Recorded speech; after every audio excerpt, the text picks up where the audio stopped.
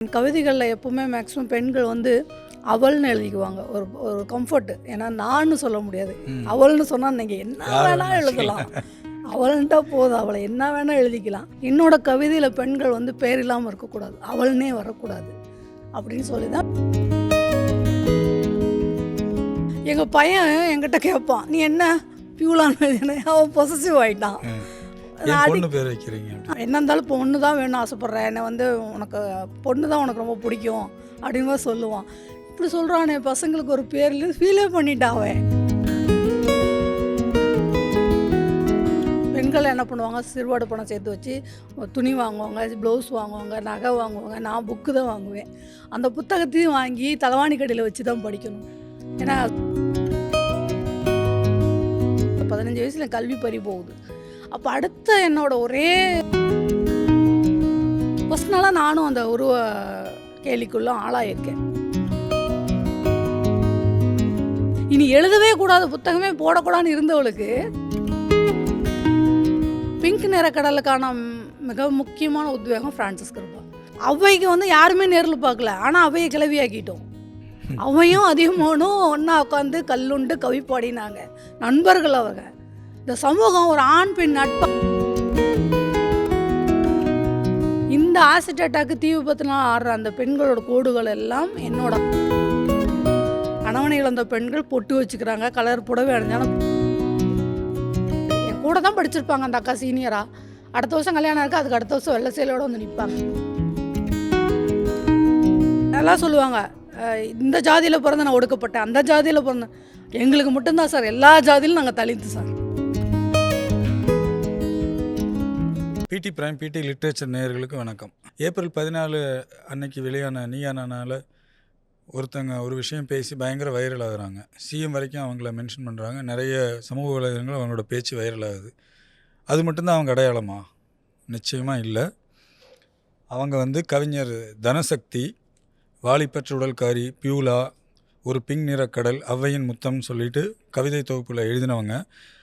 கவிஞர் தனசக்தி அவர்களை தான் இன்றைக்கி நம்ம சந்திக்க போகிறோம். வணக்கம்மா. வணக்கம் சார். உங்களோட கவிதைகளில் அடிக்கடி இந்த 4 புத்தகங்கள்லையுமே சரி, உங்கள் முன்னுரையிலையும் சரி, பியூலா ராசுக்குட்டிங்கிறவங்கள அடிக்கடி குறிப்பிடுறீங்க. யார் அவங்க? ஃபஸ்ட்டு நம்ம எழுதுறதுக்கு முன்னாடி நம்ம புத்தக வாசிப்பாளராக இருப்பாங்க. எந்த ஒரு எழுத்தாளர், கவிஞராகட்டும் எழுத்தாளராகட்டும், வாசிப்பு பழக்கம் இருக்கும். அப்படி நான் நிறைய என்னால் முடிஞ்ச வரைக்கும் எனக்கு கிடைச்ச ஸ்பேஸில் வாசிப்பேன். அப்படி வாசிக்கும் போது போகன் சங்கரோட மீட்புன்னு ஒரு சிறுகதை வாசிக்கிறேன். அந்த சிறுகதை வந்து ஒரு அம்மாவோட பேர் பியூலா, அவங்களுக்கு 2 பெண் குழந்தைங்க. அந்த 2 பெண் குழந்தையும் பஸ்ஸில் அந்த அந்த பஸ்ஸுக்குள்ளார விபத்தாகி விழுந்து இறந்துடுறாங்க கவனக்குறைவால். பள்ளி நிர்வாகத்தோட கவனக்குறைவு. அந்த 2 பெண் குழந்தைங்களும் ட்வின்ஸு இறந்து போயிடுறாங்க. அம்மாவுக்கு வந்து ஒரு பைத்தியக்கார நிலைக்கு போயிடுறாங்க. பித்து பிடிச்ச மாதிரி ஆகிடுறாங்க குழந்தைங்கள நினச்சி. அவங்க எப்படி மீண்டு வர்றாங்கங்கிறது தான் அந்த கதை, மீட்புன்ற கதை. அதில் இறந்து போன குழந்தைங்கள விட அம்மா என்னை ரொம்ப பாதிச்சிட்டாங்க, பியூலா. ஏன்னா ஒருவேளை நானும் ஒரு அம்மா அந்த இடத்துல அம்மாவாக இருந்தனால அதை ரொம்ப பாதித்தாங்க. அந்த கதை எனக்கு ரொம்ப நாள் எனக்கு தூக்கத்தை இழக்க செய்த ஒரு கதை. அந்த ரொம்ப பிடிக்கும் அந்த கதை. அப்போ அதுக்கப்புறம் நான் என் கவிதைகளில் எப்போவுமே மேக்ஸிமம் பெண்கள் வந்து அவள்னு எழுதிக்குவாங்க. ஒரு ஒரு கம்ஃபர்ட். ஏன்னா நான்னு சொல்ல முடியாது. அவள்னு சொன்னால் நீங்கள் என்ன வேணால் எழுதலாம். அவள்ன்ட்டா போதும், அவளை என்ன வேணால் எழுதிக்கலாம். அது எனக்கு ஓப்பாக இல்லை, உடன்பாடு இல்லை. நான் என்ன தான் எழுதணும், இல்லை அவள்னு சொல்கிறதுல எனக்கு இஷ்டம் இல்லை. ஏன் அவங்களுக்கு ஒரு பேர் வைக்கக்கூடாதுன்னு சொல்லும்போது எனக்கு பியூலா வந்து ரொம்ப மனசுக்கு நெருக்கமான ஒரு பேர். எனக்கு பிடித்த பெண்களை, நான் ரசிக்கும் பெண்களை, என்னோடய கவிதையில் பெண்கள் வந்து பேர் இல்லாமல் இருக்கக்கூடாது, அவள்னே வரக்கூடாது அப்படின்னு சொல்லி தான் பியூலான்னு பேர் வச்சேன். அதில் திருநங்கையும் இருப்பாங்க, மாற்றுத்திறனாளியும் இருப்பாங்க, பெண் குழந்தைகள் இருப்பாங்க, 60 வயது ஆயாக்களும் இருப்பாங்க, 15 வயசு பதின்ம பெண்களும் இருப்பாங்க. அவங்களுக்கு எல்லாம் பியூலா. என்னை பொறுத்த வரைக்கும் தனசக்தியோட பியூலா அப்படிங்கிறது எல்லாருமான ஒரு அடையாளம். அதான் அது என்னென்னா, எனக்கு நான் கொண்டாடும், நான் ரசிக்கும் பெண்கள் எல்லாரும் பியூலாக்கள் தான். என் கவிதைகளில் அவங்களுக்கு ஒரு பேர் கண்டிப்பாக வேணும். ஒருத்தவங்களை பார்த்தா தான் குண்டாக கருப்பாக இருப்பாங்கல்ல, அவங்களுக்கு கூட கொஞ்சம் மனநிலை பாதிக்கப்பட்டுரும். இதுதான் அடையாளமாக இருக்கும். தெரியாத ஒருத்தர் அன்னோன் பர்சனை சொல்லும்போது. ஆனால் நான் பியூலா எழுத ஆரம்பித்தோன்னே எனக்கு வந்த கமெண்ட்ஸ் எல்லாம், என்கிட்ட வந்த கருத்துரைகள் எல்லாம், நான்லாம் இப்போல்லாம் அந்த மாதிரி சிறப்பு குழந்தைகளை பார்த்தா பியூலான்னு சொல்கிறேன். சூப்பர். அவங்களுக்கு பேர் தெரியாதுல்ல, நமக்கு அன்னோன் தான் அவங்க. பட் அவங்கள ஏன் சிறப்பு அன்னோனா குழந்தைங்க கூட சொல்ல தேவையில்லைல்ல அப்படின்ட்டு அங்கே வந்து பியூலான்னு சொல்கிறோம். அது எனக்கு ரொம்ப சந்தோஷமாக இருந்தது. இப்போ யாரும் வந்தாலும் எங்கள் பியூலான்னு சொல்லும்போது இன்னும் எனக்கு சந்தோஷமாக இருக்கும். அடுத்து ராசுக்குட்டி சொல்லியே ஆகணும். எங்கள் பையன் என்கிட்ட கேட்பான், நீ என்ன பியூலான்னு? அவன் பொசசிவ் ஆகிட்டான். என் பொண்ணு பேர் வைக்கிறீங்க அப்படி. அவன் அவன் எப்பவுமே சொல்லுவேன், நான் ஒரு பொன் குழந்தை எனக்கு ரொம்ப இஷ்டம். ஒரு பொன் குழந்தையா இருந்தால் இப்படி அடிக்கடி நான் கம்பேரிசன் போடும்போது அவன் வருத்தப்படுவான். அது ரொம்ப உள்ளுக்குள்ளே உங்கள் வச்சுட்டு. பையன் தமிழரசன் என் இங்கே தான் எடிட்டராக ஒர்க் பண்ணுறாங்க. ஆமாம், இங்கே தான் எடிட்டர் வேலை பார்க்குறோம். அவருக்கு ரொம்ப வருத்தப்படுவார். என்ன இருந்தாலும் பொண்ணு தான் வேணும்னு ஆசைப்பட்றேன், என்னை வந்து உனக்கு பொண்ணு தான் உனக்கு ரொம்ப பிடிக்கும் அப்படின்னு மாதிரி சொல்லுவான். இப்படி சொல்கிறானே பசங்களுக்கு ஒரு பேரில் ஃபீலே பண்ணிட்டாவே, நீ என்ன பியூலாக வைக்கிற பசங்களுக்குலாம் இல்லையா அப்படின்னு கேட்பான். அப்போ நான் சொன்னேன், அது வழிந்து வரக்கூடாது, எனக்கா அந்த தோணி அது அமையணும், இல்லைன்னா அது வேண்டாம் அப்படின்னு முடிவு பண்ணிட்டு இருக்கும்போது சூப்பர் டீலக்ஸ்னு ஒரு படம் வருது. நான் போய் படத்துக்கு போகிறேன். படம் பார்த்துட்டேன்.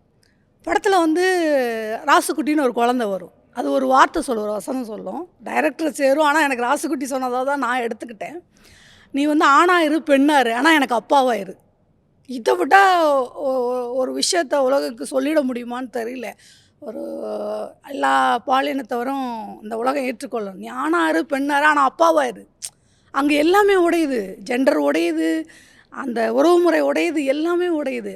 அப்போ நான் ரசிக்கிற, நான் கொண்டாடுற, நான் மதிக்கிற எல்லா ஆண் குழந்தைகளும், ஆண்களும், வயதானவர்களோ சிறியவர்களோ ராசுக்குட்டி தான். அது ஒரு செல்ல பேர்.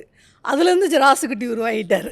அப்புறம் தமிழ் சந்தோஷப்பட்ட அப்படி அவருக்கு அதுக்கப்புறம் ரொம்ப சந்தோஷம் ஆகிடுச்சு. ஓகே, ஏன்னா அவர் ரொம்ப ஃபீல் பண்ணுவார். நான் சொல்லி இது பண்ணுவேன். பெண் குழந்தைன்னா அதிகப்படியான அக்கறை இருக்கும், பொறுப்பு இருக்கும், இதெல்லாம் சொல்லுவேன். சம்டைம்ஸ் சின்ன வயசாக இருக்கல, படிப்பில் ஏதாவது மந்தமாக இருக்கும்போது, விளையாட்டுத்தனமாக இருக்கும்போது, இதே பொம்பளை பிள்ளையாக இருந்தால் இதே அப்படி சொல்லிவிடுவேன் நான். ஆனால் அதுக்கு சொல்ல அவர் அதிகமாக பெண் குழந்தையாக எனக்கு மாறி நான் வந்து முடியாமல் கால் நடக்க முடியாமல் படுத்த காலத்தில் எனக்கு சானிட்டரி நாப்கின்லாம் மாற்றி விட்ருக்காரு.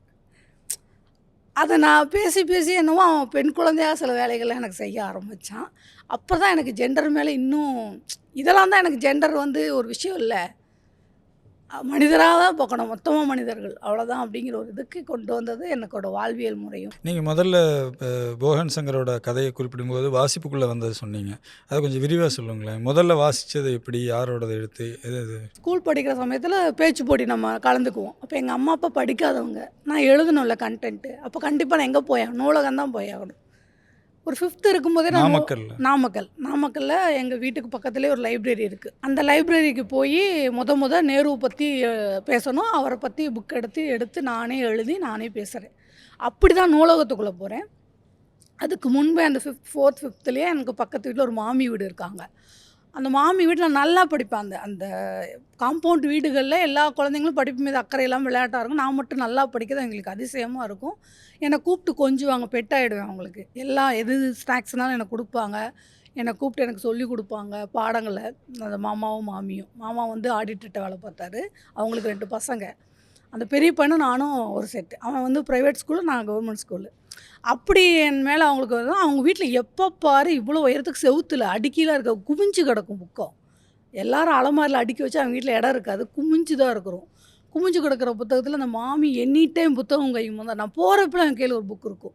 அந்த புத்தகங்கள்லாம் பார்க்கும்போது விளையாட்டுத்தனமாக தான் அந்த புத்தகத்தை நான் எடுக்க ஆரம்பித்தேன். அதுக்குள்ளே அப்போ ஒரு ஆர்வம் வந்து அப்புறம் பேச்சு போட்டிக்காக எழுதும்போது நூலகம் போகிறேன். அப்போ தான் கீராவோட கோபல்ல கிராமம், அப்புறம் கோணங்கி அவரோட எழுதின மதினிமார்கள், அதெல்லாம் எனக்கு புரியல படித்தேன். மேக்சிமோட தாய் படித்தேன், கார்கி அவரோட தாய், அதெல்லாம் எனக்கு புரியாது. ஆனாலும் எடுத்து அதை நான் படித்தேன். சுஜாதாவோட கனவு தொழிற்சாலை, இதெல்லாமே அங்கே தான் நகரம் சிறுகதையெல்லாம் படித்தேன். இவங்களதெல்லாம் படிச்சுட்டே இருக்கும்போது ஆனந்த விகடன் வாங்குவேன்.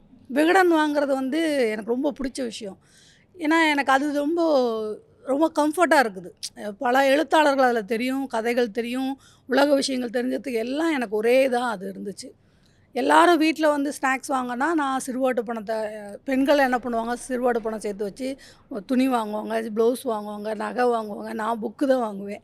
அந்த புத்தகத்தையும் வாங்கி தலைவாணி கடையில் வச்சு தான் படிக்கணும். ஏன்னா ஹஸ்பண்ட் திட்டுவார், காசை வேஸ்ட் பண்ணுற, விரயம் பண்ணுற. எல்லோரும் பலான புத்தகத்தை படிக்கிற ரேஞ்சில் நான் விகடனை மறைச்சி வச்சு தான் படித்தேன். அப்படி தான் சூழ்நிலை எங்களுக்கு. அப்படியே வாசிப்புக்குள்ளே வரும்போது வாசிப்பு எனக்கு பெரிய என்ன சொல்கிறது, இந்த எனக்கு ஒரு 15 வயசில் எனக்கு கல்வி தடைப்பட்டது இல்லையா, 15 வயசில் எனக்கு கல்வி பறி போகுது. அப்போ அடுத்த என்னோட சந்தோஷம், மன ஆரோக்கியத்துக்கு புத்தக வாசிப்பு ரொம்ப உறுதுணையாக இருந்துச்சு. அதில் தான் அப்படி தான் உள்ளே வரேன். வேலைக்கு போவேன், வீட்டு வேலைக்கு போகிறப்ப கூட அந்த கிடைக்கிற டைமில் புக்கு படிப்பேன். வேலைக்கு போகிறப்ப எனக்கு ஃப்ரீ டைம், ரெஸ்ட் டைம் தான் நான் புக்கு தான் படிப்பேன். அப்படி தான் சாரு நிவேதிதோட கோணல் பக்கங்கள்லாம் படிச்சிருக்கேன். படிச்சதெல்லாம் வியந்திருக்கிறேன். இப்படிலாம் எழுதியிருக்கிறாங்க அப்படின்னு அவங்க ஒரு பிரமிப்பு ஏறுது. இப்போ 2014க்கு அப்புறம் என் கணவர் என்னை விட்டு பிரியிறாரு. எனக்கு உடல்நிலை சரியில்லாமல் நடக்க முடியாமல் பெட்டனாக ஆகிறேன். ஆப்ஷனே இல்லை, புத்தகம் தான். நீங்கள் ஒரு 4 செவுத்துக்குள்ளே அந்த கட்டலில் ஒருங்கி படுத்தனா அப்படியே கிடப்பேன். என் கையில் புக்கு மட்டும் தான் இருக்கும். என் தலைவாணிக்கு இடையில புக்கு கிடக்கும். அப்போ முகநூலுக்குள்ளே வரேன். முகநூல் இன்னும் என் வாசிப்பு தளத்தை விரிவாக்குது. நிறைய புது இன்னும் நான் நினச்ச இந்த எழுத்தாளர்களோடு இல்லாமல் இன்னும் நிறைய எழுத்தாளர்கள் தெரிய வர்றாங்க. அவங்களெல்லாம் படிக்கிறேன். அப்படி தான் போகன் சங்கர், ஃப்ரான்சிஸ் கிருபா இவங்களெல்லாம் இந்த முகநூல் தான் எனக்கு தருது. அப்படி தான் நான் புத்தக வாசிப்புக்குள்ளே வந்து புத்தகம் வந்து எனக்கு ஒரு பெரிய ஒரு தோழியாக என்ன சொல்கிறது, யார்கிட்டையும் பகிர்ந்து கொள்ள முடியாத விஷயங்களை அதில் படிச்சுட்டு 2 நாள் 3 நாள்லாம் அந்த நினச்சிட்டு அழுதுட்டு உட்காந்துருப்பேன். அந்த கேரக்டரும் மாறிடுவேன் நான்லாம். அது ஒரு அந்த புத்தகம் இல்லைன்னா எனக்கு அதை மட்டும் நிறுத்தியிருந்தேன், அந்த வாசிப்பை நான் பண்ணாமல் இருந்தேன்னா இந்த அளவுக்கு நான் இந்த கஷ்டங்களை எதிர்கொண்டிருக்க முடியாது, போராட்டங்களை எதிர்கொண்டிருக்க முடியாது. கவிஞர் தனசக்தியை கண்டுபிடிச்சதில் சமூக ஊடகங்களுக்கு, ஃபேஸ்புக்கு மிகப்பெரிய பங்கு இருக்குது. அவங்க தான் ஆதாரமே. அவங்க தான் ஆமாம். எனக்கு எப்பவுமே நீங்கள் ஏன் இந்த பத்திரிக்கை அனுப்புறீங்களா அந்த பத்திரிக்கை நான் கேட்பேன். எனக்கிட்டே ஒரு பெரிய பத்திரிக்கை இருக்குது. என்னோடய வாழை பெருசு, உலகம் பூரம் பார்க்குற வாள். நான் ஏன் இன்னொன்றுக்கு அனுப்பணும்? இதுதான் என்னோடய பிளாட்ஃபார்ம். எனக்கு கிடைச்ச மிகப்பெரிய ஊடகம் என் கையில் இருக்குது. நான் இதில் போடுறேன், இதில் நான் எழுதுகிறேன். இதில் எத்தனை பேர் 10 பேர் படிச்சுட்டு 2 பேர் எனக்கு நல்லா இருக்குன்னு சொல்கிறத நான் காதால் கேட்க முடியும். ஆனால் புத்தகத்தில் வரும்போது யாராவது படிச்சுட்டு அவங்க அப்படியே கூட போயிடலாம். பட் ஆனால் அது தப்புன்னு சொல்லலை. ஆனால் இது செல்ஃபாக ஒரு சுயாதீன பத்திரிகையாளர், சுயாதீன இயக்குனர்னு சொல்கிற மாதிரி நான் சுயாதீன கவிஞராக எனக்கு முகநூல் ரொம்ப சப்போர்ட்டாக இருந்துச்சு. அப்படி நீங்கள் வந்து கவிதைக்குள்ளே போனது எப்படி? 2005, 4 அந்த வாக்கிலேயே குமுதம் சிநேகிதிக்கு கவிதை தத்துப்புத்துன்னு எதனாவது ஒன்று எழுதி அனுப்பி அது வந்துருச்சு அந்த புக்கில். அந்த புக்கு இப்போ வரைக்கும் எனக்கு கை கிடைக்கல. ஆனால் அந்த புக்கில் பேர் வந்து என்னோடய சுதான ஜாதக பேர் வச்சியெல்லாம் எழுதி அனுப்பியிருந்தேன். அதனால் பேர் அதுவே எனக்கே இப்போ தான் தெரியும். அது தனசக்தி தெரியாது, அது புக்கே இல்லையே. இப்போதான் அப்போ வந்து பூக்களின் வேதனைன்னு சொல்லிட்டு பூக்கள் பூக்கும்போது அதுக்கு எவ்வளோ வலிக்குதுன்னு பூவுக்கு மட்டும்தான் தெரியும். நீங்கள் பெண் பார்த்தீங்கன்னா அழகாக இருக்கிறா, அவள் ரொம்ப பிரகாசமாக இருக்கான்னு தெரியுது. பட் அவளுக்குள்ளே எவ்வளோ பெயின்ஸ் இருக்குது, வெளியே சொல்ல முடியாத பெயின்னு அதை கம்பேர் பண்ணி எழுதியிருந்தேன். அப்புறம் முகநூல் வந்த பிறகு தத்துப்பத்துன்னு எதனாவது கிறுக்கி எழுதிக்கிட்டே இருக்கும்போது போகன் சங்கர், குட்டிரேவதி கவிதைகள்லாம் வாசிக்க ஆரம்பிக்கிறேன். எனக்கு அவங்களோட கவிதைகள் கொடுத்த தாக்கம் வந்து என்னை எழுத வச்சதுன்னு சொல்லலாம். அதாவது அடர்த்தியாக இன்னும் வாசிப்பு மேம்போக்காக இருந்த ஒரு ஆளை ஒரு ஆழமாக சிந்தித்து அந்த கவிதைனா என்னங்கிறத புரிஞ்சு வாசிப்பு இன்னும் எவ்வளோ மேம்படுத்தும்னு தெரிய வச்சது கவிஞர் குட்டிரேவதி, ஃப்ரான்சிஸ் கிருபா, போகன் சங்கர் அவங்களோட கவிதைகள்லாம் பெரும் பங்கு வசிச்சது. வழக்கமாக பெண்களை பார்க்குற பார்வையிலேருந்து மாறி உங்களோட முதல் தொகுப்பே வந்து வாலிப்பற்ற உடல்காரி அப்படிங்கிறது தான். அது அந்த கவிதைகளும் அதுதான் பேசுது. அதை எழுதணும்னு உங்களை தூண்டினது எது? என்னோட பெரியம்மா பொண்ணு ஒருத்தவங்க இருக்காங்க. அவங்களுக்கு வந்து திருமணம் ஆகும்போது அவங்களுக்கு கிட்டத்தட்ட 43 வயசு. மெனோபர்ஸுக்கு ஆரம்பிக்கிற நிலையில தான் அவங்களுக்கு கல்யாணமே ஆகுது. என்ன காரணமாக இருக்குன்னு சொல்கிறீங்க? ஏன் அவங்களுக்கு அவ்வளோ? உடல் பருமன் காரணம் இல்லை, அவங்க வந்து உடலில் கரெக்டாக இருக்குது. அவங்களுக்கு பல்லு தூக்கிக்கிட்டு இருக்கும், முடி கொஞ்சமாக இருக்கும், கொஞ்சம். இந்த ஒரே ரீசன், பல்லு நல்லா என்னை விடவே அவங்களுக்கு தூக்கிட்டு இருக்கும். திருமணம் ஆகவே இல்லை. இன்னொரு காரணம், அவங்க எங்கள் ஜாதிக்குள்ளே தான் கல்யாணம் பண்ணுவோன்னு ஒரு வரட்டு பிடிவாதத்தில் இந்த 2 விஷயங்களில் வந்து அந்த பொண்ணுக்கு கல்யாணம் தள்ளி போகுது. 44 வயசில் கல்யாணம் கூட 60 வயசா ஆணோட தான் கல்யாணம் ஆகுது. அதுவும் எதுக்காகனா, அந்த ஆண் வந்து ஒரு ஜாதக பரிகார தோஷத்துக்காக, தன் ஆயுள் விருத்திக்காக அந்த பொண்ணை திருமணம் பண்ணுறாரு. யோசிச்சு பாருங்கள். அப்புறம் என்னோடய சித்தி ஒருத்தவங்களுக்கு வந்து திருமணம் தள்ளி போகுது. அவங்களுக்கு வந்து மாறு கண், ஒரு கண் ஃபுல்லாகவே மூடி இருக்கும், கருப்பு, என்னோடவே இன்னும் கருப்பாக இருப்பாங்க. அவங்களுக்கு வந்து வர்ற மாப்பிள்ளையெல்லாம் தங்கச்சி வேணால் கொடுங்க, அக்கா வேண்டாம். எங்கள் இன்னொரு சித்தி கொஞ்சம் மாநிறமாக இருப்பாங்க, கொஞ்சம் அழகாக பார்வைக்கு தெரிவாங்க. அப்போ அவங்களுக்கு திருமணம் தள்ளி போய்கிட்டு இருக்கு. அவங்களோட கண்ணீர் சின்ன வயசில் நான் பார்ப்பேன். அறிந்தோ அறியாமலும் அதை ரொம்ப பாதிச்சிருக்கு. அவங்களுக்கு திருமணம் பண்ணி கொடுத்து கூட எங்கள் சித்தப்பா யாரோ சொந்தக்கார மாப்பிள்ளையை பிடிச்சி கெஞ்சி கிளறி கல்யாணம் பண்ணி வைக்கிறாங்க. ஏன்னா கல்யாணம் நிற்கிது. ஏற்கனவே கல்யாணம் ஒருத்தன் வந்து எங்களை ஏமாற்றி எங்கள் சித்தியை பொண்ணு கேட்டு கல்யாணம் வரைக்கும் போய் கல்யாணம் நிற்கிது. அந்த பெண்ணுக்கு தனக்கு கல்யாணமே இவ்வளோ தாமதமாகுது, கடைசியில் ஒரு கல்யாணம் முடிவாகி நின்னா எப்படி இருக்கும்? கல்யாணம் நாளைக்குன்னா இன்றைக்கி கல்யாணம் நின்று போகுது. அப்போ போய் எங்கள் சொந்தக்கார ஒருத்தரை கூட்டிகிட்டு வந்து எப்படியாவது நீ இதப்போ கல்யாணம் பண்ணி மானத்தை காப்பாற்றணும்னு அவரும் கல்யாணம் பண்ணிக்கிறாரு அரை மனசோட. கல்யாணம் பண்ணிட்டு 1 வருஷம் அவரோட எங்கள் சித்தியோட வாழலை. எங்கள் சித்திக்கிட்ட பேசலை, எங்கள் சித்தி திரும்பி பார்க்கல. அந்த பெண்ணுக்கு எவ்வளோ கஷ்டமாக இருக்கும், இத்தனை புறக்கணிப்பு. ஊருக்காக ஒரு கல்யாணம் பண்ணி எவ்வளோ புறக்கணிப்பு அது. ஆனால் அந்த பொண்ணு எவ்வளோ ஆசைப்பட்டிருக்கும். அப்போ அதை பஞ்சாயத்து பேசி அப்புறம் எப்படியும் அவங்க நல்லா வாழ்ந்தாங்கன்னு வச்சுக்க. அதுக்கப்புறம் அந்யோன்யம் தம்பதிகளாக வாழ்ந்தாங்க, அது வேறு விஷயம். பட் இதெல்லாம் எனக்கு பாதிப்பு ரொம்ப ஏற்படுத்துது. பர்சனலாக நானும் அந்த உருவ கேலிக்குள்ளே ஆளாயிருக்கேன். பட் அதெல்லாம் நான் தூக்கி தொடச்சி போட்டுருவேன். அது பெருசாகவே எடுத்துக்கிற அளவுக்கு என் மனசை ஏற்றுக்கல. ஏன்னா நான் அடமெண்ட்டாக அதை திருப்பி பண்ணுவேன். நீ என்னை எங்கே நிராகரிக்கிறோ அங்கே நான் நிற்பேன்ற அளவுக்கு எனக்குள்ளே ஒரு என்னோடய படிப்பும் வாசிப்பும் எனக்கு அது கொடுத்துருந்தது. அதனால் வாலிபட்ட உடல்காரிங்கிறது ஒரு பெண்ணுக்கு அளவெல்லாம் சாமுத்திரிக லட்சணம் வச்சுருக்கிறான். உனக்கு பெருவரலுக்கு பக்கத்து வரல் பெருசாக இருக்கக்கூடாதுங்கிறான், உனக்கு வந்து இந்த இடத்துல மச்சம் இருக்கக்கூடாதுங்கிறான், நீ இந்த சைஸில் தான் இருக்கணுன்றான். பெண்களுக்கு தான் இதெல்லாம். ஆமாம், பெண்களுக்கு தான் மேக்ஸிமம். ஆண்களுக்கும் சில விஷயங்கள் பண்ணுறாங்க, மனிதர்களுக்கே உருவ கேலி நடக்குது. ஆனால் பெண்களுக்கு அதிகமாக நடக்குது.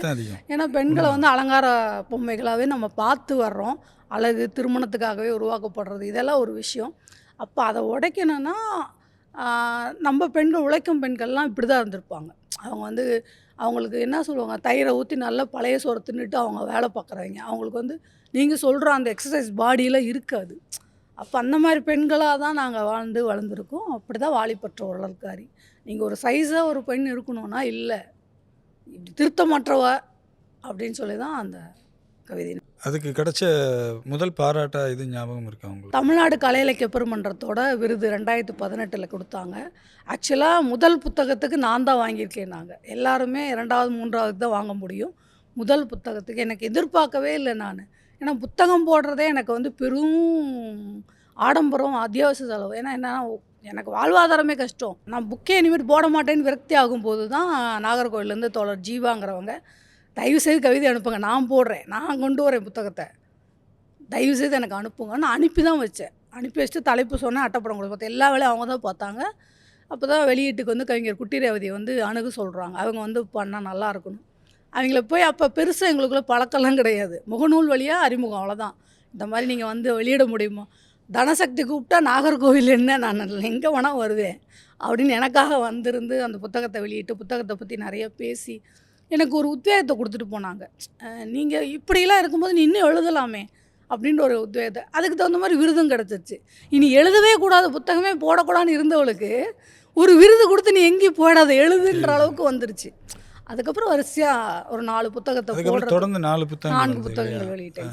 அது அதை பற்றி சொல்லுங்களேன். அடுத்து 2வது புத்தகம் போடணும். முதல் புத்தகம் வந்தோடனே எல்லாரும் சொல்கிறாங்க, நீ விருது வாங்கியிருக்க, இந்த சூட்டோட சூடா நீ புக்கு போட்டாலும் 2018 முதல் புத்தகம். ஆமாம், இந்த சூட்டோட சூட புக்கு போட்டுரு. என்கிட்ட ஆல்ரெடி நிறைய எழுதி வச்சிருக்கேன், இப்போ மதிப்பிட முடியாது. சரி, பியூலான்னு நம்ம எழுதிட்டு வரோம்ல, அவளை ஒரு வடிவமாக்கிடுவோம், அவளுக்கு ஒரு உருவத்தை கொடுத்தே ஆகணும், அவளை வந்து ஆவணப்படுத்திடணும். இதுதான் என்னோட எண்ணம். நான் ஒரு போஸ்ட் போடுறேன் முகநூலில். எனக்கு என்ன, என்னோடய பிளாட்ஃபார்ம் அதுதானே, எனக்கு எல்லாமே அங்கே தான். அங்கே போடும்போது இந்த மாதிரி நான் பியூலான்னு ஒரு புத்தகம் கொண்டு வரான்னு விரும்புகிறேன். என்கிட்ட பண வசதியெலாம் இல்லை, எனக்கு ஒரு பதிப்பகத்தார் வேணும், யார் புத்தகத்தை வெளியிட விரும்புனா எனக்கு சொல்லுங்கன்னு போட்டுட்டேன். அப்போ வந்து கிருஷ்ணகிரி மனோன்மணி புது எழுத்துன்னு முருகன் அவரோட பேர், அவர் வந்து என்கிட்ட அப்ரோச் பண்ணுறாரு, நான் புத்தகம் வெளியிடுறேம்மா போட்டுக்கலான்னு. முதல் முறையாக எல்லோரும் சொன்னாங்க, எங்கேயுமே கவிதை புத்தகம் இவ்வளோ பெருசு இல்லை, நாவலாக தான் இருக்கணும். 225 கவிதைகள் அனுப்புனேன், மொத்தமாக பியூலான்னு போட்டு அந்த கவிதை தொகுப்பு 2019 வெளிவந்துச்சு. 2020 அடுத்து ஒரு பிரேக் 1 இயர் எதுவுமே பண்ணலை. குட்டி ரேவதி கேட்குறாங்க, அடுத்து என்ன புத்தகம் போடுற மாதிரி ஐடியா அப்படின்ட்டு. அவங்க நான் சொன்னேன், பதிப்பகத்தால் யாரையும் போய் நான் பர்சனலாக கேட்குற மாதிரி இல்லை, அதனால் நான் அதை பற்றி யோசிக்கல அப்படின்றேன். எழுதி ஆனால் வச்சுருக்கேன்னு. சரி, நான் வேணால் 0 டிகிரியில் கேட்டு பார்க்குறேன், ட்ரை பண்ணுவோம், நீங்கள் அனுப்புங்க, அவங்களுக்கு ஓகேன்னா நம்ம பதிப்போம். அப்படி தான் பிங்க் நிற கடல் வந்துச்சு. பிங்க் நிற கடலுக்கான மிக முக்கியமான உத்வேகம் ஃப்ரான்சிஸ் கிருபா. ஏன்னா கடல் வந்து எனக்கு அதுக்கு முன்னாடி பயம், கடல்னால் பயம். ஏன்னா எனக்கு ஒரு சைல்டுஹுட்டில் காலெல்லாம் புண்ணாக இருக்கும். அப்போ யாரோ வைத்தியம் சொல்லிட்டாங்க, ஜிப்மர் ஹாஸ்பிட்டலுக்கு போவோம் பாண்டிச்சேரிக்கு, அது கேன்சரான்னு கூட ஆராய்ச்சி பண்ணுறதுக்காக போய்கிட்டு இருந்தோம் செக்கப்புக்கு. அப்போ யாரோ சொல்லிட்டாங்க, கடல் நீர் பட்டால் புண்ணு ஆறிடும் அப்படின்ட்டு. ஒரு 7 இயர்ஸ் இருக்கும் எனக்கு. கொண்டு போய் கடலில் எங்கள் அம்மா நிற்க வச்சு 2 பேர் பிடிச்சிக்கிட்டாங்க என்ன, ஓட எவ்வளோ எரியும். நீங்கள் ஒரு புண்ணு மேலே உப்பு தண்ணி போட்டால் எவ்வளோ எரியும். கடல் வந்து எல்லாருக்கும் சந்தோஷம், எனக்கு மட்டும் முதல் அறிமுகமே எனக்கு படும் வலி. எனக்கு அதுலேருந்து கடல்னா பயம், கடல்னா அருவருப்பு, கடல்னா பிடிக்காது. பட் ஃப்ரான்சிஸ் கிருபாவோட கண்ணி படிச்சதுக்கப்புறம் கடல் எனக்கு வேறு மாரி தெரிஞ்சுது. கடலே இல்லைனாலும் என் ஊரில் கடலை நான் உணர ஆரம்பிச்சிட்டேன். என் ஊரில் கடல் இருக்குது. அப்போ அந்த கடல் பிங்க் நிற கடலா விரிய ஆரம்பிச்சிருச்சு. அதுதான் பிங்க் நிற கடல். உங்களோட அடுத்த புத்தகம் 2021ல் வந்த ஔவையின் முத்தத்தோட அட்டைப்படமே கொஞ்சம் ஸ்பெஷலாக இருந்தது, வித்தியாசமாக இருந்தது. ஔவையின் முத்தம் வந்து நான் நம்ம வந்து சமூக ஊடகத்தில் பயணிக்கிறோம். நம்ம நிறைய மனிதர்களை பார்த்துருப்போம். என்னை சுற்றி இருக்க பெண்கள் எல்லாம் குறைந்தபட்சம் 99% பெண்கள் கணவனின் வன்கொடுமைக்கு, புகுந்த வீட்டின் வன்கொடுமைக்கு, சாதிய வன்முறை எல்லாமே பாதிக்கப்பட்டவங்களா இருப்பாங்க. அதில் நிறைய பெண்களுக்கு முதல்ல அவங்களோட மரணம் வந்து தீயினால தான் நடக்கும். ஒன்று தீ விபத்தில் இறந்து போவாங்க, தப்பிச்சிட்டாங்கன்னா அவங்களோட உருவம் மாறி அவங்க வாழ்வாங்க. முகத்தை மூடிக்கிட்டு, முக்காடு போட்டுக்கிட்டு, எந்த தவறுமே செய்யாமல் ஒரு பெண் ஏன் வந்து இவ்வளோ பெரிய கொடுமைக்கு ஆளாகணும் அப்படின்னு ஒன்று கேள்வி வரும். அதே மாதிரி சதி கொடுமை, அதுலேருந்து நெருப்புல தூக்கி போடுறது தான். அப்போ அதுலேருந்து தப்பிச்சு வர பெண்களோட நிலை என்ன இருக்குது? செத்தே போயிருக்கலான்ற நிலையை தான் சமூகம் கொடுக்கும். அவங்கள வந்து ஒரு பேய் மாதிரியும், ஒரு ஒரு அருவருக்கத்தக்க, தீண்டத்தகாத பெண்ணே அப்படி தான் நடத்தப்படுறாங்க. இன்னும் இந்த மாதிரி ஆகிட்டு இன்னும் அவங்க வாழ்க்கை எவ்வளோ மோசமாக இருக்கும் அப்படின்னு அவங்கள பற்றி எழுதணும்னு ஆரம்பிக்கும் போது எழுதப்பட்ட கவிதைகள் தான் ஔவையின் முத்தம். ஏன் ஔவைன்னா, ஔவைக்கு வந்து யாருமே நேரில் பார்க்கல, ஆனால் ஔவையை கிளவியாக்கிட்டோம். ஔவையும் அதிகமானும் ஒன்றா உட்காந்து கல்லுண்டு கவி பாடினாங்க, நண்பர்கள் அவங்க. இந்த சமூகம் ஒரு ஆண் பெண் நட்பு அவ்வளோ அவ்வளோ விசாலமாலாம் அந்த டைமில் ஏற்றுக்க முடியாது. நீ கிளவியாகிட்டு சந்தோஷம் தானே, பாட்டியும் பேரனும் சொல்லிக்கலாம்ல. எப்படி நீ அக்கா தம்பி சொன்னால் கூட ஒத்துக்கூடா, நீ பாட்டி பேரனப்பா சாமி முடிஞ்சு போச்சா.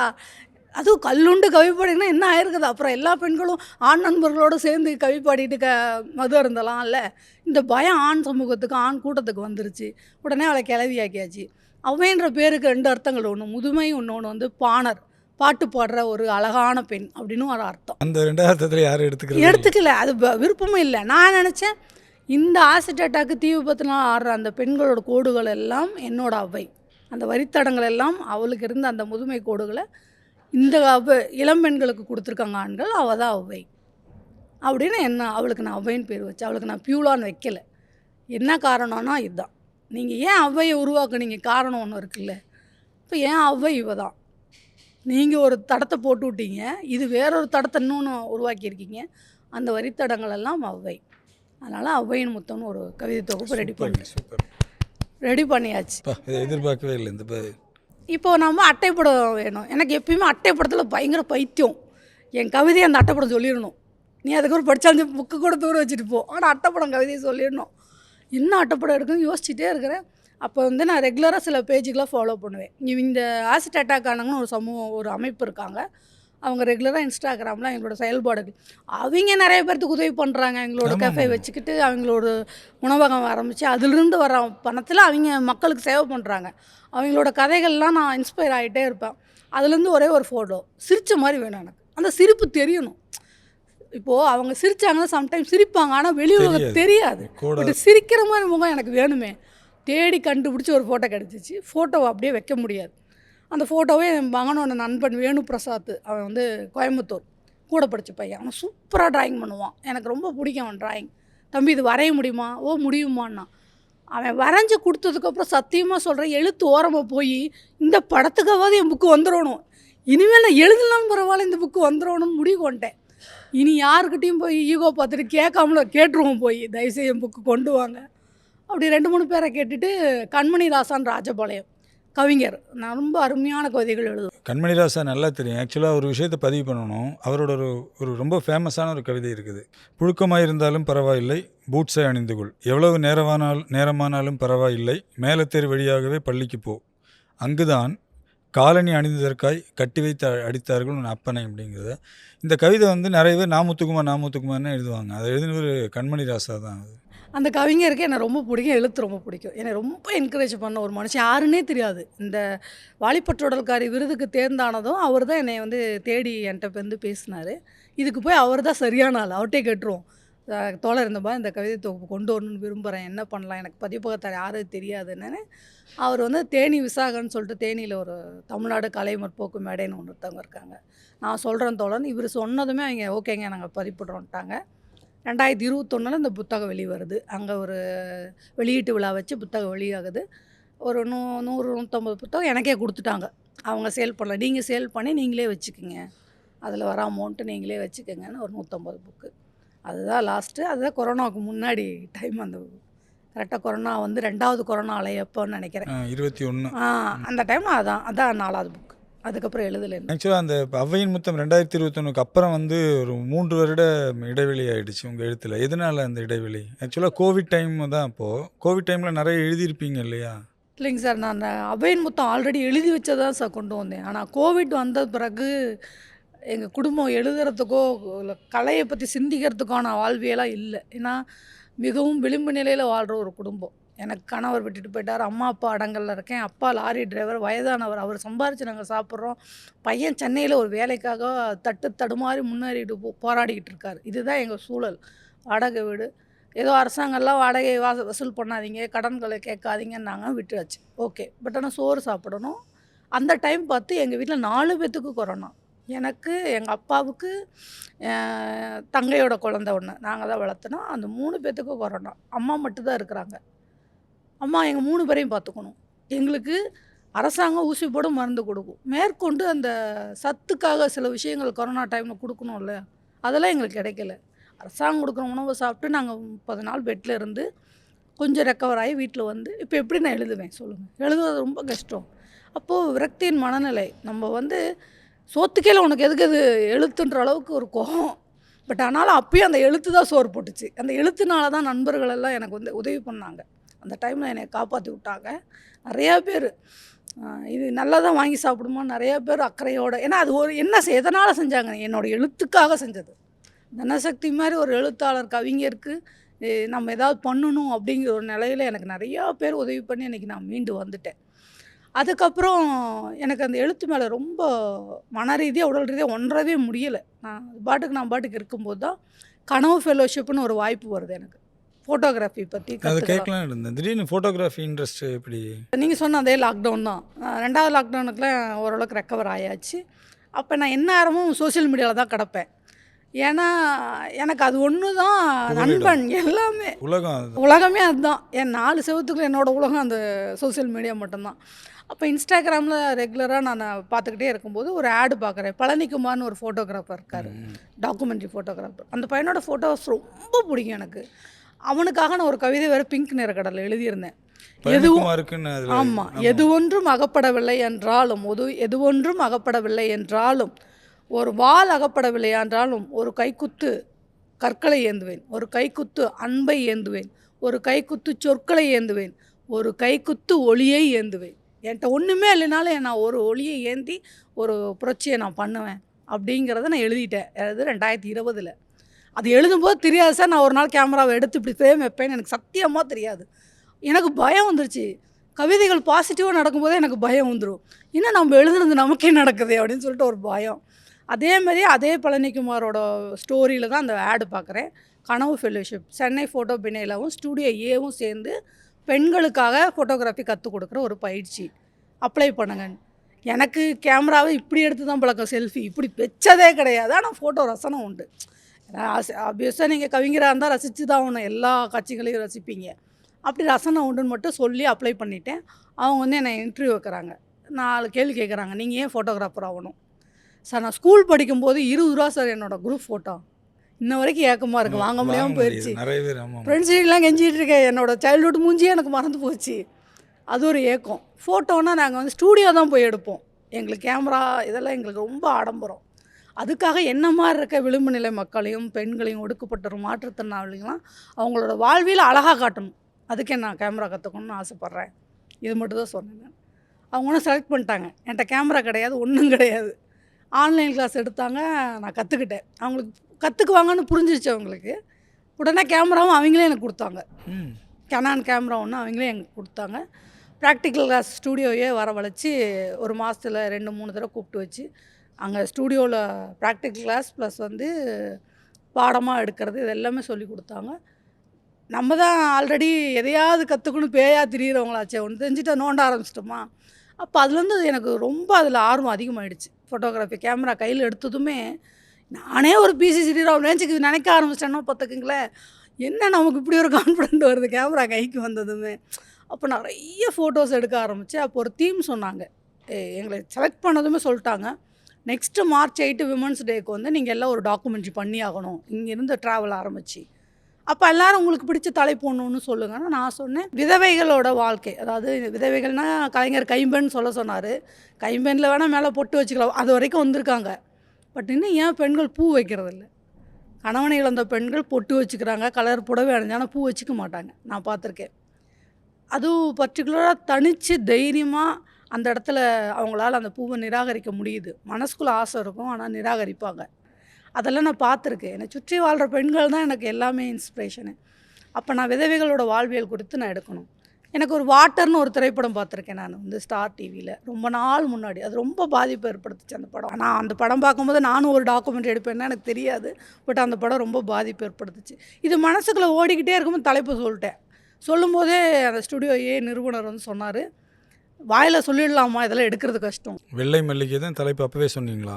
தலைப்பெல்லாம் அப்போ நான் வைக்கல. விதவை பெண்களின் வாழ்வியல் அப்படின்னு போராட்டங்கள், அழகியல், அவங்க வாழ்க்கை முறை, இதுதான் என்னோடய தீம். இப்போ ஒரு வருஷத்தில் நான் வந்து மதுரைக்கு ஒரு ஃபோட்டோகிராஃபி கேம்ப் மாதிரி ஒன்று தான் ஃபவுண்டேஷன் சொல்லி ஒன்று நடத்தினாங்க. அங்கே போய் அங்கே பயிற்சி பெற்று காட்டுக்குள்ளே போய் ஃபோட்டோ எடுக்கணும், மரங்களை பற்றி எடுத்து காந்தி மியூசியத்தில் என்னோடய ஃபோட்டோ இது எக்ஸிபிஷனில் வச்சாங்க. அதில் வந்து போட்டிக்கு ஃபைனல் சுற்று வரைக்கும் என்னோடய ஃபோட்டோ போச்சு. அப்போ ஃபோட்டோவுக்காக எங்கே போனாலும் கேமரா கையில் தூக்கிடுவேன். எந்த இடம் ரோடு படுத்துக்குவேன், எங்கே ரோடா மண்ணா குப்பையா அதெல்லாம் பார்க்குறதே கிடையாது. கையில் கேமராவோடையே சுற்றுவேன் நான். அது என்னமோ அது கர்ணனோட கவச குடலை மாதிரி ஆகி போச்சுன்னு வச்சுங்களேன். அப்போ இந்த டாக்குமெண்ட்ரி எனக்கு ரொம்ப மண்டைக்குள்ள, இது எப்படி நான் எடுத்தாகணும். இப்போ டாக்குமெண்ட்ரியே வெள்ளை மொழியே சொல்லியாச்சு. அவர் சொன்ன மாதிரியே அதுக்காக நான் உள்ளே நுழையும் போது அடி மட்டும் தான் சார் வாங்கலை, மொத்த எல்லா கஷ்டமும் பட்டுட்டேன். ஒரு கட்டத்தில் கேமரா தூக்கி போடலான்ற அளவுக்கு ஒரு நிலைமையை அதை கொண்டு போய் விட்டுச்சு என்னைய. கேமராவை பிடுங்குற சம்பவம்லாம் நடந்து. ஆமாம், அதுதான் சொன்னேன், அடி மட்டும் வாங்கலன்னு சொல்கிறேனே சார். அதிலே புரிய வேண்டாம், அடி மட்டும் தான் இல்லை. ஏன்னா தெரிஞ்ச பிள்ளை அடிச்சிடக்கூடாதுன்னு அடிக்கலை. சொந்த கூட படித்த தெரிஞ்ச ஒரு பிள்ளை தான். அந்த பிள்ளை வீட்டுக்கு போய் எங்கள் அம்மா அந்த பிள்ளைகிட்ட அனுமதி வாங்கிட்டு அந்த அம்மாட்ட அனுமதி வாங்கிட்டு எடுக்கிறேன். பையன் அங்கேருந்து வராரு வேகமாக, நீ யாருமா, என்னம்மா கேமராவில் வச்சுட்ருக்கேன்னு. நான் அதுக்கே அலண்டுட்டேன், எனக்கு டவுசர் லூஸ் ஆகிடுச்சு ஐயோயோன்ட்டு. கேமரா டப்புன்னு வாங்கிடுச்சு அந்த பையன். ஐயோயோ என் கேமரா வேறு இல்லையே, அதில் வேறு ஃபோட்டோஸில் வேறு இருக்கே, ஆல்ரெடி எடுத்ததெல்லாம் வேறு இருக்கே. தம்பி நான் எடுத்து தெரியாமல் எடுத்துட்டேன். இவங்க கிட்ட கேட்டேன், இவங்க ஓகே சொன்னாங்கன்னு எடுத்தேன். அவங்க சொல்கிறேன் நீங்கள் எடுத்துருவீங்களா, எங்களெல்லாம் கேட்குறது இல்லையா அப்படின்னு சொல்லி மிரட்டுறா. அந்த அம்மா பயந்துக்கிட்டாங்க. அந்த அம்மா உள்ளே எழுந்திரிச்சு போயிட்டாங்க. அப்புறம் நான் மெதுவாக கெஞ்சி, நான் உங்கள் பாருங்கள் உங்கள் முன்னாடியே டெலிட் பண்ணுறேன்னு டெலிட் பண்ணி கிட்டத்தட்ட அந்த ட்ராவல் வெள்ளை மல்லிகைக்காக தென்காசி வரைக்கும் போனேன். தென்காசி, திண்டுக்கல், ஈரோடு, எங்கெல்லாம் அந்த விதவை பெண்கள் கஷ்டப்பட்டுட்ருக்காங்களோ அது சார்ந்து யாரெல்லாம் என்னென்ன பண்ணுறாங்களோ அவங்களெல்லாம் பேட்டி எடுத்து ஒப்பாரி பாட்டு 2, தென்காசி பாட்டு 1, கொங்கு மண்டலத்து பாட்டு 1. கொங்கு மண்டலத்து பாட்டு ரொம்ப டீப்பாக இருக்கும். மற்ற எல்லா ஊர்களோட நான் கொங்கு மண்டலத்தை வளர்ந்தவன்னு சொன்னால 15 வயசு அக்கா கூட வெள்ளை சீலையில் நின்று நான் பார்த்துருக்கேன். கர்ண கொடூரமாக இருக்கும் அது. அதே வெள்ளை சீலையோட 30 வருஷம் வாழ்ந்து சாகிறது எவ்வளோ கொடுமை. அந்த கொடுமையெல்லாம் அதை நினச்சி பார்க்கவே முடியாது. என் கூட தான் படிச்சிருப்பாங்க அந்த அக்கா சீனியராக. அடுத்த வருஷம் கல்யாணம் இருக்குது, அதுக்கு அடுத்த வருஷம் வெள்ளை சேலையோடு வந்து நிற்பாங்க. அப்போ எங்கள் கொங்கு மண்டலத்தில் அதோட பாதிப்பு ஜாஸ்தி, வீரியம் ஜாஸ்தி. 60-70 வருஷம் ஒரு வெள்ளை சேலை, ஒரு வெள்ளை ஜாக்கெட்டோட கோடிக்கணக்கில் சொத்து இருக்கும். அது எப்படி அது சாத்தியம், அது எப்படி முடியும் அப்படின்னு எனக்கு கேள்விகள் சைல்ட்ஹுட்லேருந்தே இருக்கும். அப்போ அங்கெல்லாம் தான் போய் தேடி எடுக்கணும்னு சொல்லிட்டு அந்த சைடு இருக்கிற எல்லாரையும், இதுக்காக திருச்செங்கோட்டில் சேகர்னு ஒருத்தர் ஒப்பாரி பாட்டு பாடுறவர் இருப்பாங்க, இலவு வீடுகள் எல்லாம் மரண வீடுகளில், அவர்கிட்ட போய் ஒப்பாரி பாட்டு வாங்கி இவ்வளவும் முடித்து கிட்டத்தட்ட 1.5 ஹவர் டாக்குமெண்ட்ரி பண்ணி கொடுத்தேன் அவங்களுக்கு. இதுதான் வெள்ளை மல்லிகை, அதுக்கு பேர் அப்போ தான் வெள்ளை மல்லிகைன்னு வச்சேன். ஒருத்தர் கேட்டார், அது என்ன மல்லிகையே வெள்ளை கலந்தீங்கன்னா வெள்ளை மல்லிகைன்னு அப்படின்னு. அதுதான் நான் சொல்ல வந்த தீமேன்ட்டு. மல்லிகைன்னா பாசிட்டிவாக தெரியுது இல்லை, அதுவே ஒரு மல்லிகையே வெள்ளை கலர் தான், நீ என்ன வெள்ளை மல்லிகைன்னு சொல்கிறேன்னு ஒருத்தர் கேட்குறாரு, என் நண்பர் ஒருத்தர் கேட்குறாரு. அதுதான் தீமை. நீ டாக்குமெண்ட்ரி பார்த்தா தானே அர்த்தம் தெரியும், அது பார்த்த பிறகு தானே சொல்ல முடியும். அது அதேமாதிரி March 8க்கு ஸ்க்ரீன் பண்ணாங்க ஸ்டுடியோவில். இப்போ யூடியூப்பில் இருக்குது. என்னோட யூடியூப்லேயும் இருக்குது, கனவு ஃபெலோஷிப்போட யூடியூப்லேயும் அந்த டாக்குமெண்ட்ரி இருக்குது. நீங்கள் அந்த கேமராவை எடுத்து நிறைய ஃபோட்டோகிராஃபி பண்ணி, டாக்குமெண்ட்ரிக்கு முன்னாடி நிறைய ஃபோட்டோகிராஃபி பண்ணியிருப்பீங்க. அதில் உங்களுக்கு ரொம்ப மன திருப்தியாக அமைஞ்ச செஷன்ஸு ஃபோட்டோஸ்னால் எதை சொல்லுவீங்க? என்ன கொஸ்டின் கேட்டாங்க இல்லையா, நீங்கள் ஏன் ஃபோட்டோகிராஃப்? நான் சொன்ன ஒரு விஷயம், மாற்றுத்திறனாளிகள், ஒடுக்கப்பட்ட விளிம்பு நிலை மக்கள், பெண்கள், இவங்களை வந்து அவங்களோட வாழ்வியல் அழகியில் எடுத்து காட்டணும். இதான் சொல்லிட்டேன் இல்லையா. அப்போ நான் வந்து இது சொல்லியாச்சு. பட் அந்த மனிதர்கள் நம்ம எடுக்கணும். அவங்களோட அனுமதியோடு எடுக்கணும். நம்ம பாட்டுக்கு போயிட்டு எடுக்க முடியாது. எங்கள் வீட்டுக்கு பக்கத்து தெருவுலேயே ஒரு மாற்றுத்திறனாளி இளைஞன் எப்போவுமே நான் பார்ப்பேன். அவன் வேலைக்கு சிக்கு சிக்குன்னு ஒரு பேக் எடுத்துகிட்டு கரெக்ட் டைமுக்கு போயிட்டு டைம் வருவான். அவனை அடிக்கடி பார்த்துருக்கேன். பார்த்துட்டு கடந்துருவோம். ஒரு புன்முறுவலோடு போயிடுவோம். அவன் திடீர்னு ஒரு நாள் அவனுக்கு கல்யாணம் ஆயிடுச்சுன்னு எல்லாம் எங்கள் தெருவில் சந்தோஷப்படுறாங்க. அவங்க வேறு மாதிரி சொல்லி சந்தோஷப்பட்டாங்க. அது சொல்லக்கூடாது. அந்த பையனுக்கு கல்யாணம் ஆயிடுச்சு. அந்த பையனுக்கு கல்யாணம் மாற்றுத்திறனாளி. ஆமாம், உயரம் குறைந்த ஒரு மாற்றுத்திறனாளி ஒரு இளைஞன். அவனுக்கு திருமணம் ஆயிடுச்சு. எப்போ கோவிட் பீரியட் தான், அந்த டைம் தான் அதுவும். திருமணம் வந்து பொண்ணு கிடச்சதும் திருமணம் கோவிலில் வச்சு பண்ணுறாங்க. அவங்களால ஃபோட்டோகிராஃபரை வந்து வைக்க முடியல. ஒரு ரீசன் கோவிடு. இன்னொன்று வந்து அப்படியே கிடைச்சாலும் அதிகப்படியான அமௌண்ட்டு செலவாகும்னு சொல்லிட்டு அவங்க வைக்கல. திருமணம் முடிஞ்சிருச்சு. நான் போய் அடுத்த நாள் அவங்க வீட்டுக்கே போய் திருமணம் ஆயிடுச்சுங்களா வாழ்த்துக்கள், என்னை அவங்க கல்யாணத்துக்குலாம் கூப்பிடலை. நானாக போய் திருமணம் ஆயிடுச்சுங்களா தம்பிக்கு, எனக்கு ரொம்ப சந்தோஷமாக இருக்குது. ஆமாம், நம்மக்கிட்ட ஒரு வேலை வேறு இருக்குது அப்படின்ட்டு நான் போனேன். இந்த மாதிரி நான் ஃபோட்டோகிராஃபர் பண்ணிகிட்ருக்கேன், ஃபோட்டோகிராஃபி பண்ணுறேன், நீங்கள் சொல்லியிருந்தா நான் வந்து ஃபோட்டோ எடுத்து கொடுத்துருப்பேனே. இல்லை கண்ணு, நீ ஃபோட்டோ எடுப்பேன்னு எங்களுக்கு தெரியாது, தெரிஞ்சவங்க உன்னை கூப்பிட்டுருப்பேன். நாங்கள் யாரை போய் கேட்டோம் தெரியுமா, யாருமே அந்த டைம் வர முடியாதுன்னு சொல்லிட்டாங்க அப்படின்னு. சரி, இப்போ நம்ம எடுக்கலாமா, இங்கே 2 பேர்த்தையும் வச்சு எடுத்து உங்களுக்கு ஒரு ஆல்பம் நானே போட்டு தரேன். மாப்பிள்ளை போய் மொட்டை அடிச்சிட்டான். எங்கள் ஊரில் என்ன, சமயபுரம் தான் பெரிய கடவுள். வேண்டுதல் நிறைவேட்டு போய் அங்கே அடிச்சுட்டு வந்துடுவாங்க. திருமணம் ஆனது சந்தோஷத்தில் வேண்டுதல் நிறைவேறணும் போய் மொட்டை அடிச்சுட்டு வந்துட்டாங்க மாப்பிள்ளை. ஃபோட்டோ எடுக்க வேண்டாம். ஆமாம், மாப்பிள்ளை மொட்டை தலையோடு இருக்காரு. ஃபோட்டோ எடுக்கலாமா வேணாமான்னு ஒரு பெரிய விவாதம் போகுது. எனக்கு அடிச்சுக்குது. ஐயோ ஓகே சொல்லணுமே அப்படின்ட்டு. அப்போ அந்த பையன்கிட்ட அவங்க அம்மா கேட்குறாங்க, என்னப்பா தம்பி நான் எடுத்துக்கிறேங்கம்மா அப்படின்ட்டான். அப்பாடான்னு அவங்க 2 பேர்த்தையும் அவங்க வீட்டு பக்கத்துலேயே இருக்கிற குட்டி குட்டி மரம், அவங்க வீடு எல்லாம் wedding photography photo shoot, couple video அதெல்லாம் ஃபோட்டோ எடுத்தேன். அதில் அந்த அம்மாவுக்கு ரொம்ப பிடிச்சி போச்சு. நான் ஃபோட்டோ எடுத்தாலும் அந்த அம்மா பார்த்துட்டு இருந்துருக்காங்க உருண்டு பிறண்டு. அப்புறம் அடுத்த நாள் ஆல்பம் போட்டு கொண்டு போய் முதல்ல எங்கள் அம்மா கையில் தான் சாமிக்கிட்ட வச்சு கும்பிட்டு கொண்டு போய் கொடுக்குறேன். நல்லா அவங்க குடும்பத்தை அழைச்சி வரணும் அப்படின்னு சொல்லிட்டு கொடுக்குறேன். வீட்டுக்குள்ளே போயிட்டு அந்த அம்மா 500 கொண்டு வந்து என் கையில் கொடுக்குது. இந்தாப்பா வச்சுக்க கண்ணு. ஐயோ வேணாம், நான் தான் ஃப்ரீன்னு சொன்னேன். இல்லைடா, இது நீ செஞ்ச வேலைக்கு. என்ன எவ்வளோ கஷ்டப்பட்டு அந்த வெயிலில் அவனை நான் பார்த்தேன், நீ வச்சுக்கோ. இது வந்து இந்த ஆல்பத்துக்காக இல்லை. ஃபஸ்ட்டு வாங்கின அந்த 500 எனக்கு பெரிய அமௌண்ட்டாக தெரிஞ்சுது. அந்த ஆல்பம் அதை விட ஆத்ம திருப்தி. எனக்கு இன்னொன்று, சைக்கோமா சொன்னதை செஞ்சுட்டேன்ல, அந்த ஒரு வெறி. முடியாதுன்னு அது யூனிவர்ஸ் தான் அது நடத்துது. நான் சொல்கிறத யூனிவர்ஸ் காதில் கேட்டுக்கிட்டே இருந்துட்டு பிரபஞ்சம், இந்த உனக்கு இந்த இடத்துல இதை பண்ணுறேன், நீ பண்ணிவிடு, உனக்கு தடத்தை காட்டுற, நீ செய் அப்படின்றது தான். வீட்டு பக்கத்தில் அந்த பையனுக்கு அது வரைக்கும் கல்யாணம் ஆகல, அப்போ கல்யாணம் ஆகுது. அவங்க ஒத்துக்கணும். ஃபோட்டோ எடுத்து எனக்கு ரொம்ப பிடிச்ச, நான் கேமரா எடுத்தேங்கிறது ஆத்ம திருப்தி அந்த வேலை பண்ணது தான். அந்த உயரம் குறைந்த மாற்றுத்திறனாளி கணவன் மனைவியை அவங்கள கப்புள் ஃபோட்டோ எடுத்து அவங்களுக்கு ஆல்பம் பண்ணி கொடுத்தது தான் நான் இன்ன வரைக்கும் சந்தோஷமாக இருக்குது, இந்த கேமராவை கையில் எடுத்ததுக்காக. நீங்கள் இப்போ நிறைய வாசிச்சிருக்கீங்க. உங்களை முதல்ல பியூலா அந்த பேர் வச்சது கொண்டு போகன் சங்கரோட சிறுகதையில் தான் ஆரம்பிச்சிருக்குது. சிறுகதைகள் பக்கம் நீங்கள் முயற்சிக்கலையா? எனக்கு வந்து ஆர்த்ரைட்டிஸ் ப்ராப்ளம் நான் சொன்னேன். எனக்கு spinal cord issue, 1 year bedridden. இப்போ சிறுகதைக்கான எல்லா தீமும் இருக்கும். என்னால் எழுதக்கூடிய அளவுக்கு எனக்கு கற்பனை வளம் இருக்குது. நான் ஃபோனில் தான் சார், இந்த ஃபோனில் தான் சார் நான் 4 புக்கு போட்டேன், ஃபோட்டோகிராஃபி எல்லாமே. இதில் அதுக்கப்புறம் எழுத முடியாது, கஷ்டமாக இருந்துச்சு எனக்கு. நான் சிறுகதைங்கிறது உங்களுக்கு வந்து கவிதையை நான் ஒரு 10 வரிக்குள்ள 4 வரிக்குள்ள ஒரு கதையை நான் சொல்லிவிடுவேன், ஒரு உலக விஷயத்தையும் சொல்லிவிடுவேன். பட் சிறுகதைக்குன்னு ஒரு நீளம் இருக்குது இல்லையா, அது என்னால் உடல் ரீதியாக என்னால் டைப் பண்ண முடியும். எழுதுறதுக்கான ஸ்கில் என்கிட்ட இருக்குது, என்னால் உடல் ரீதியாக ஒத்துழைக்க முடியல. இந்த ஃபோனில் என்னால் அது முடியவே இல்லை. நானும் முயற்சி பண்ணி பார்ப்பேன். ஒரு பக்கம் 2 பக்கத்துக்கு மேலே என்னால் எழுதவே முடியாது. நீங்கள் எவ்வளோ நேரம் உட்காந்துக்கிட்டே இப்படி ஒரு விரலில் டைப் பண்ண முடியும். அதுதான் மெயின் ரீசன் சிறுகதை பக்கம் போகாதது. அப்பயும் நான் வந்து என்னோடய பிளாக் ஒன்று எழுதியிருக்கேன். என்னோடய பிளாகில் 2-3 சிறுகதைகள்லாம் எழுதி வச்சுருக்கேன். நான் முடிஞ்ச வரைக்கும் அதில் வச்சுருக்கேன். பப்ளிஷ் பண்ணலை, புத்தகமாக வெளியிடலையே தவிர ஒரு 2-3 சிறுகதைகள். ரீட்டாவும் மாரியம்மாவும் ஒரு சிறுகதை, அது என் வலைதளத்தில் இருக்குது. அந்த கதைகள்லாம் எழுதியிருக்கேன், சிறுகதைகள்லாம். இப்போ நீங்கள் ரீட்டாவும் மாரியம்மன் சொல்லும்போது ஒரு கேள்வி வருது. உங்கள் கவிதைகளை நான் படித்ததில் தசரதன் கூனியெல்லாம் வராங்க, ராமாயணம் நிறைய ஒரு பக்கம் வருது, இன்னொரு பக்கம் பைபிளும் வருது. 2 சார்ந்து நீங்கள் படிக்கிறது உண்டாமல், 2 மதங்களை சார்ந்து நீங்கள் பைபிள்லேருந்து கண்டிப்பாக எழுதுகிறவங்க பைபிளை மிஸ் பண்ணவே மாட்டாங்க. இல்லை சார், நான் இப்போ வரைக்கும் நான் பைபிள் வந்து புத்தகமாக வாசிக்கல. ஆனால் வந்து எனக்கு நமக்கு நீங்கள் அப்படி பைபிளாக தான் வாசிக்கலாம். ரூமியோட கவிதைகளே போதும் உங்களுக்கு. ரூமி கவிதைகள் படிச்சிங்கனாவே மேக்ஸிமம். அப்புறம் அனைத்து கடவுளை வந்து ஒரு மதமாக சுருக்கிக்க எனக்கு விரும்பல. எனக்கு எல்லா கடவுளும் எனக்கு வந்து ஹெல்ப் பண்ணட்டுமே. இந்த கடவுள் தூங்கிட்டு இருந்தாருன்னா அந்த கடவுளும் அது செய்வார்ல. இவர் வேற யாருக்காவது ஹெல்ப் பண்ணா இந்த கடவுள் நமக்கு வந்து ஹெல்ப் பண்ண எல்லா கடவுளும் நமக்கு போதும். சப்ஸ்டியூட்டாக வச்சுக்கலாம். ஜெயின் எல்லா கடவுளும் எங்கெல்லாம் கடவுள்னு சொல்கிறாங்களோ அது மரமாக இருந்தாலும் சரி கல்லாக இருந்தாலும் எல்லாரையும் வணங்குவேன். எனக்கு இயேசு வந்து ரொம்ப பிடிக்கும். ஏன்னா அவரை வந்து தோழர்னு தான் சொல்லிக்கலாம். ஒரு கடவுள் நீங்கள் ஒரு கவிதையில் நீங்கள் வந்து கடவுளா சிலுவையான்னு கேட்டதுக்கு நான் சிலுவை வெட்டப்பட்ட மரம்னு சொல்லியிருக்கீங்க. ஆமாம் சார். நான் வந்து சிலுவை அதுக்கு ஒரு வரலாறு இருக்குங்க சார். சிலுவை அந்த சிலுவை மரத்துக்கு பின்னாடி ஒரு அவங்க அவங்க மத பிரகாரமே ஒரு புனித வரலாறு இருக்குது. ஓக் மரமோ ஏதோ ஒரு மரம் புனிதமான மரம் அதை தான் வெட்டி அதை அவருக்கு செஞ்சாங்களாமா. ஒரு ஒரு மனுஷனை கொல்ல போகிறாங்க, அதுக்காக ஒரு மரத்தை வெட்ட போகிறாங்க. இயேசுக்கு நிகரானதான் அந்த மரம் வெட்டப்படுறதும்.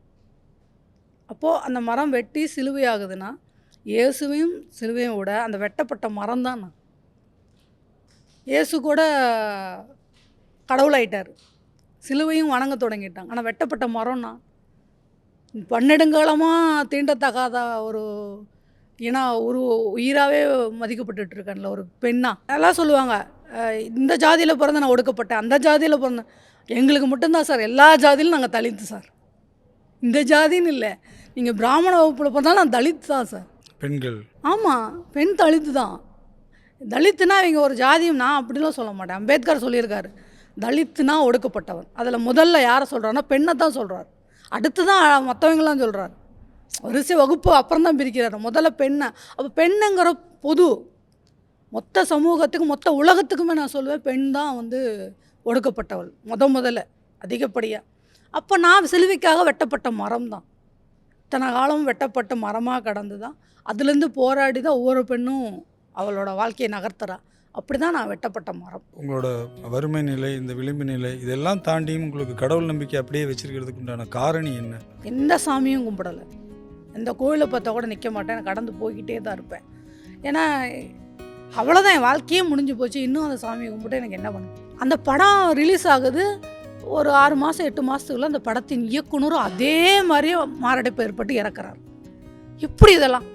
அந்த படத்தின் கதாநாயகனும் கடைசியில் சூஃபி ஹார்ட் அட்டாக் வந்து சாகிறான். அந்த படத்தின் இயக்குனரும் ஒருத்தர்னா என்ன பண்ணுறாரு, இந்த வைரல் ஆனோடனே இந்த பெண் இது ரொம்ப நாளாக காணாமல் ரொம்ப வருஷமாக காணா போயிட்டாங்கன்னு என்னோட கவிதைக்கு விருது வாங்கணும். அந்த போட்டோ வேறு போஸ்ட் பண்ணுறாரு. இந்த பொண்ணு தான் அந்த பொண்ணு. கடைசி இறக்குறதுக்கு ஒரு 15-20 நாளைக்கு முன்னாடி எப்படியாவது வந்து பார்த்துட்டு போமாங்கிறார்.